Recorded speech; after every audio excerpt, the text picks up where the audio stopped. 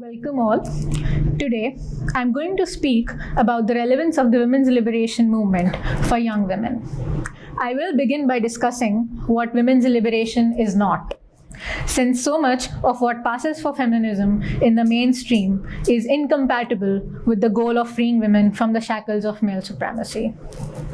I have selected 3 different ideas about feminism which are prevalent among young women, especially millennial women.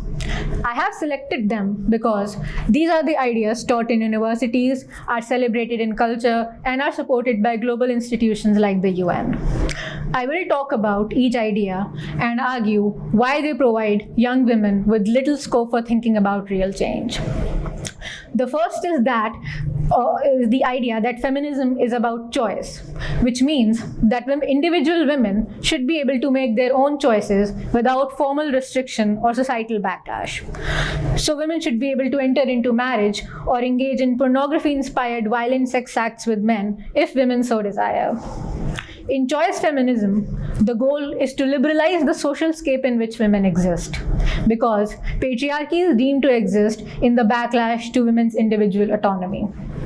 This definition of patriarchy is persuasive in societies such as mine, where women tend to face greater surveillance from their in-groups, such as family or community. However, a consequence of locating patriarchy in the absence of women's choice means that those women, such as women of the global north, whose choices are sometimes tolerated, are then seen as free and ineligible candidates for feminism. But radical feminism, which is the feminist thought behind the women's liberation movement, tries to understand the social context in which women make choices, since we all exist in and respond to the context around us. And radical feminists find that the social context surrounding women, with its cultures, its economy, its sexual practices, and so on, is a system which requires women to service, to worship, and to fulfill men's sexual, emotional, physical, financial, and spiritual needs. And so, even if women as individuals decide to provide for men's sexual needs by entering into prostitution or marriage, it does not make this oppressive, unilateral system of male supremacy any less harmful for women, including the ones who choose to participate in prostitution, marriage, or porn. And so, it is important to eliminate male supremacy and create a new social order in which all women are able to make meaningful choices which actually help women to self-actualize instead of depleting them. The second idea is that of intersectionality.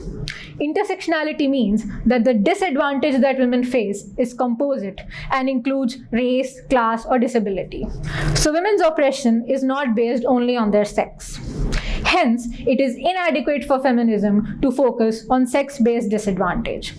Feminism which wants to end only the oppression which women face due to their femaleness is then not an authentic form of feminism.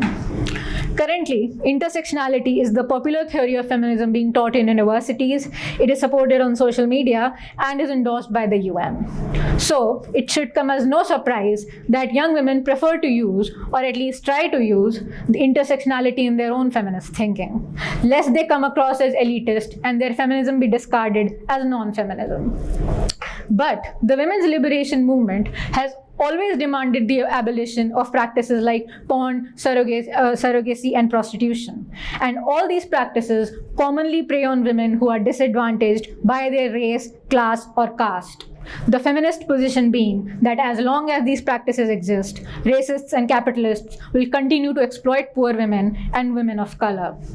An example is that of surrogacy in India, where socio-economically deprived women are regularly funneled into the surrogacy industry.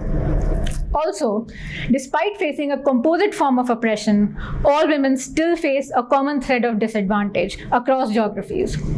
Women, whether they be of the global north or the global south, are demanded in prostitution, are vulnerable to rape and are raped, are beaten by men, are denied access to abortion, are sexually harassed, are dismissed as liars by their system, are tortured in pornography, and are belittled in religion.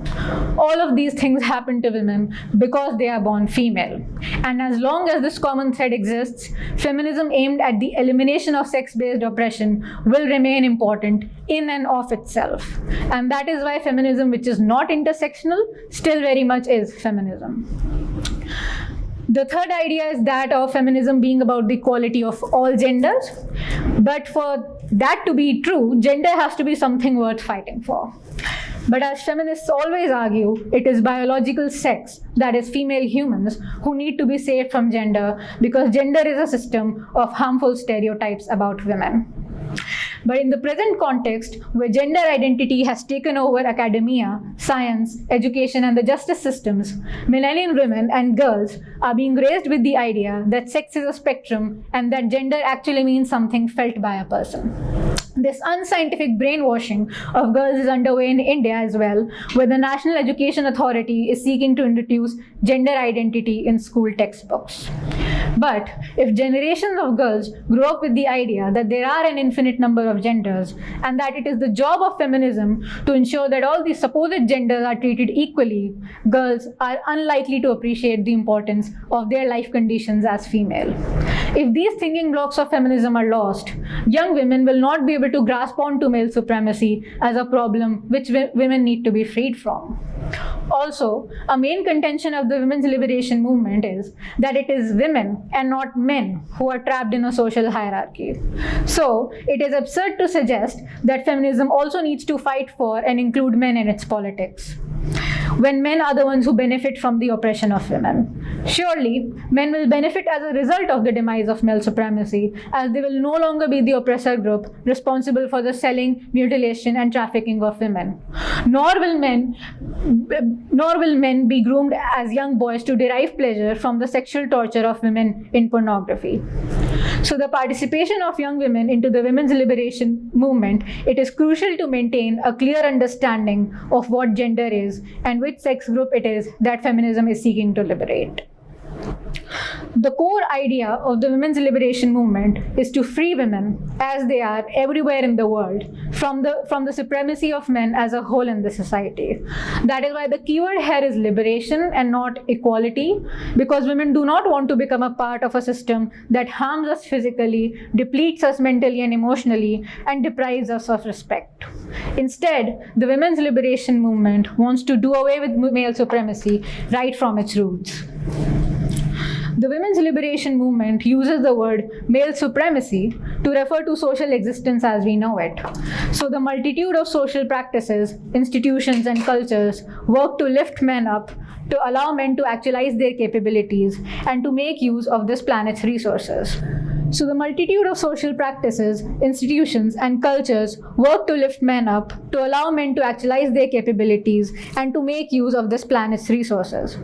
And that is why the goal of the women's liberation movement is to free women of this system, so that women can start afresh, create social arrangements in which women can walk and run comfortably, in which women do not have to fear unwanted pregnancy, in which women do not have to let men penetrate them so that they are able to put food on the table, in which women do not have to spend days without food or water to coddle their husbands, and in which women are confident that their word has worth. To give an example of what the women's liberation movement seeks, I have chosen the topic of beauty practices. This is because women begin to engage in these practices such as makeup, dress, and long hair from before adulthood. And these practices exist, albeit in different manifestations across cultures. Also, though some of these practices like lipstick originated in the West, they are normalized in the global South as well. Most of the advertising related to fashion and beauty also targets the demographic of young women. So it's important for feminists to analyze these widespread, taken for granted routines that women and girls engage in. Under male supremacy, it is not enough that men have a superior social status to women. Our culture must also reflect this hierarchy and provide a constant reminder of the inferior status of women. And so, men get to keep their hair short, healthy, and out of the way, wear clothes made of good material which cover their bodies and protects against injury, carry their faces without the cover of makeup or cloth, and wear shoes which allow them to run, climb, and stand, all in keeping with men's status as the ones with dignity, liberty, and freedom of the body. On the other hand, women must keep long hair, which get easily damaged and are painful to comb out, wear revealing or skin-hugging clothes made of poor material, which are uncomfortable to put on and carry, are tiring, get in the way, and can cause injury. Women must also stand in heels, which are painful and prohibit movement like running and walking, and must cover their faces in makeup or cloth, all in keeping with women's inferior status as undeserving of dignity and the freedom of body. As is evident in these photos, regardless of what women are and from where they are, be it an accomplished sportswoman, a former prime minister, or an award-winning actor or singer, women must always provide a reminder of their inferior status through their appearance. Even women and men's handkerchiefs reflect the same, men's hankies being bigger in size, made of better material, and usable without embroideries on them, whereas women's hankies are small, made of thin, cheap material, and are heavily patterned, as if they were a showpiece and not a usable piece of cloth.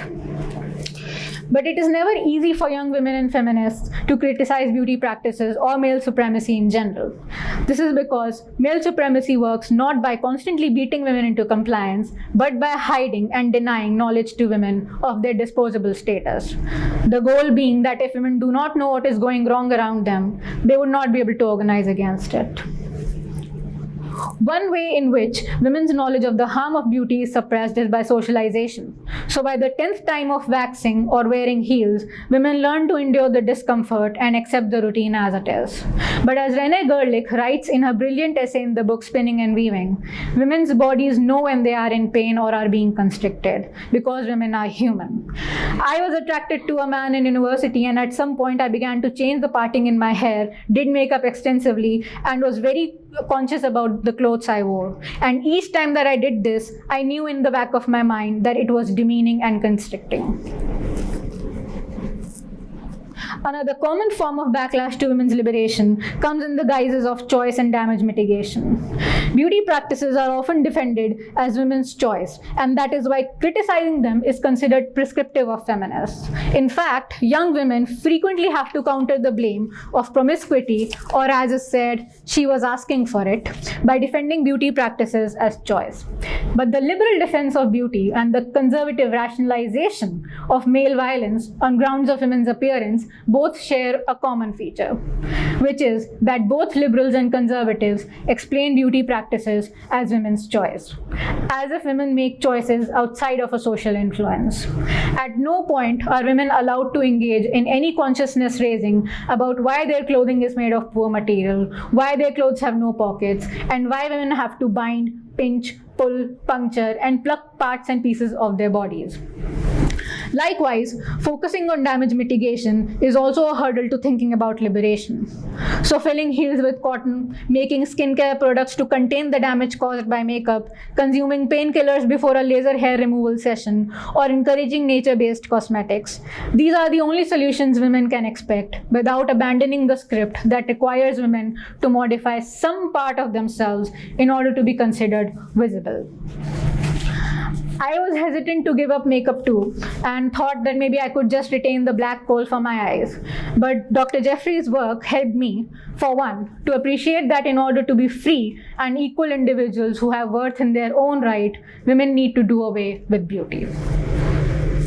Lastly, fear. Contrary to the liberal feminist claim of girl boss, most women spend their lives in fear of male violence and persecution. Andrea Dawkins says that every aspect of the society, film, culture, family, school, custom, teaches girls to adjust to their subordinate positions. That is why, regardless of the success that women may achieve in politics, sports, or elsewhere, women remain silent about male violence because of the fear of persecution which lives in the skins of women. But there is nothing taboo or illiberal about the members of an oppressed group acknowledging that they are afraid of opposing the oppressor. That is why, in the women's liberation movement, women draw strength from each other by coming together in women-only spaces and forums, so that women are able to come to terms with the damage that socially endorsed fear causes to them as individuals and as a class. However, However, there is hope for young women. Despite the backlash and the silencing, there is a thriving global movement which seeks to liberate women from male supremacy. Women from Latin America, Australia, United States, India, South Korea, Europe, and Africa are part of this movement. I would like to urge young women out there to join this movement, which is for women and by women. I also want women to know that political lobbying, petitioning, and speaking are not the only ways to participate in this movement. Women contribute what they can in ways that suit them. We have women who are writers, translators, poetesses, women who handle social media, film reviewers, lecturers, women who provide their IT skills, and volunteers who make cards. So the movement is not exclusive to a particular skill set or talent. I would recommend finding and connecting with feminists or groups which are devoted to women's liberation as a place to start.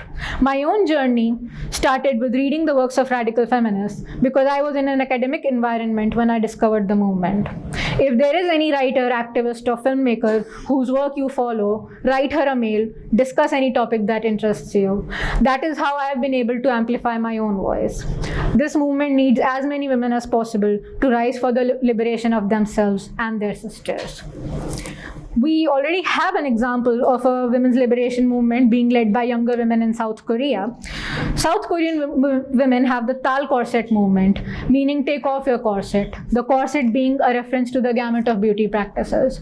So South Korean women give up beauty practices, organize protests against spy cam pornography, hold public demonstrations of them cutting their hair short, and discuss feminist topics with one another on women-only online feminist forums. I believe that the feminist movement in South Korea is an example of how women continue to need feminism, which is concerned with eliminating the oppression of women as a sex. And hence, intersectionality is not the only form of politics which is needed by women in the East. Instead, young women across the globe need a politics of liberation which acknowledges that women are oppressed as a sex group and which builds a movement with the goal to end this oppression. I would like to end my speech by acknowledging and expressing my gratitude to Sheila Jeffries, Julie Bindell, Rennie Gerlich, Denise Thompson, Holly Lawford-Smith, Andrea Dawkin, and all the South Korean radical feminists for their work, which helped me make this speech. Thank you.